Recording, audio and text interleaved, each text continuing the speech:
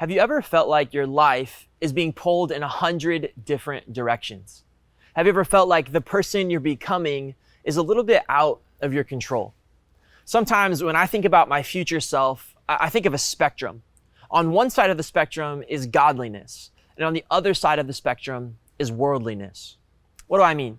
Well, I'm convinced that none of us go through life in neutral. It's almost like each of us is a little piece of clay, and there are forces that want nothing more than to decide what the clay becomes. On the worldly side of the spectrum, we're encouraged to live our truth, follow our hearts, ultimately do whatever makes you happy. But when I stop and look around at the world, it doesn't take long to realize that strategy, it isn't working very well. It's no coincidence that we're living in the most depressed, most anxious, most suicidal, most stressed out generation in human history. The person the world would have us become is stressed, depressed, numbed out, and content with consumerism. Now, maybe you're watching this and you're not a follower of Jesus. Maybe you claim to be a follower of Jesus, but when you're honest, you aren't really living it out.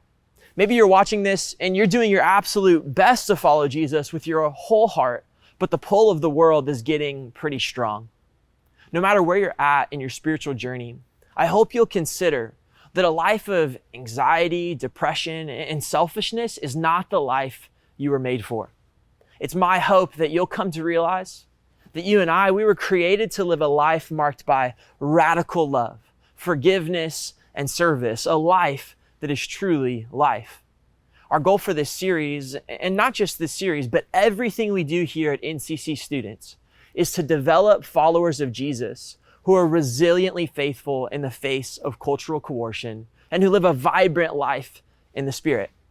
Let me say that one more time. Our goal for this series and for everything we do here at NCC students is to develop followers of Jesus who are resiliently faithful even in the face of cultural coercion and who live a vibrant life in the Spirit. Our culture is forming us. It's trying its best to determine who we become.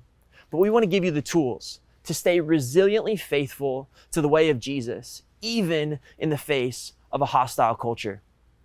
During this series, we're going to look at the life of Daniel in the Old Testament to help us discover the practices, the way of life that will help you and I be formed into the image of Jesus instead of the image of the world.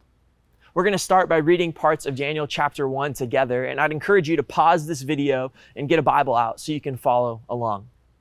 Now, before we dive in, let me give you a little bit of context for this passage. This story of Daniel's life picks up immediately after the destruction of Jerusalem at the hands of the Babylonians. We learn from the Bible and from other ancient sources that the Babylonians conquered Jerusalem and took their Israelite captives back to Babylon around 587 BC. And that's where we pick up the story in Daniel chapter 1. We read in chapter 1, verse 3, "Then the king ordered Ashpenaz, chief of his court officials, to bring into the king's service some of the Israelites from the royal family and the nobility. Young men without any physical defect, handsome and showing aptitude for every kind of learning, well-informed, quick to understand, and qualified to serve in the king's palace. He was to teach them the language and literature of the Babylonians. And the king assigned them a daily amount of food and wine from his own table. They were to be trained for 3 years, and after that, they were to enter the king's service. Among those who were chosen were some from Judah, Daniel, Hananiah, Mishael, and Azariah. But the chief official gave them new names. To Daniel, the name Belteshazzar. To Hananiah, Shadrach. To Mishael, Meshach. And to Azariah, Abednego." Why is this part of the story important? Because the Babylonians were doing cultural formation 101.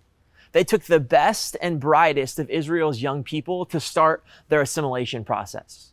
The young Israelites were in a new place, being taught a new language, learning the stories and literature of Babylon. They were even eating new foods and were given new Babylonian names. The culture of Babylon was determined to transform these young Israelites into new people.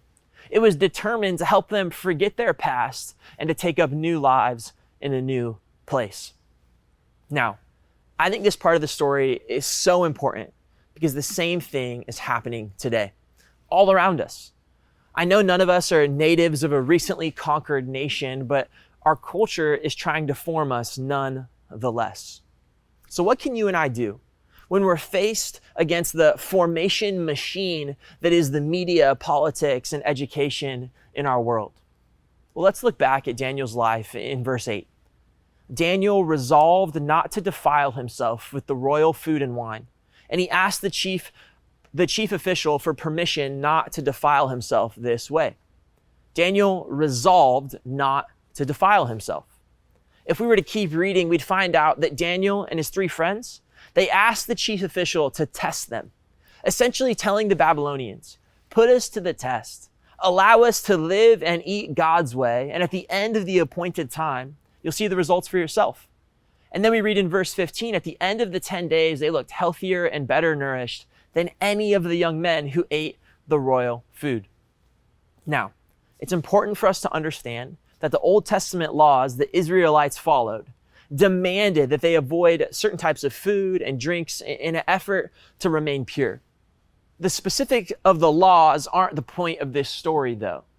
Daniel and his friends, they were convinced that living their lives God's way, no matter the consequences, was better than anything Babylon had to offer.